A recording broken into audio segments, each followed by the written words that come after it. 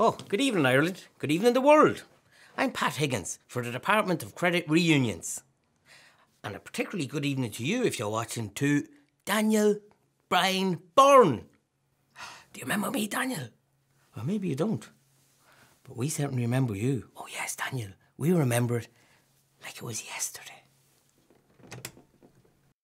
When you skipped into the local credit union office that summer with your money clenched in your hand, excited to open an account with a profit-sharing cooperative that offers a great range in car, education, holiday, home improvement, personal loans.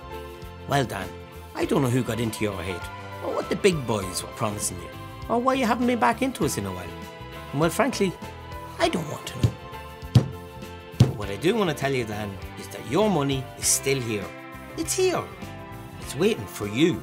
So if you're out there, Dan, in cyberspace, and you're still that wide-eyed young fella that I remember with an unwavering desire for financial empowerment, then skip on into us in the office.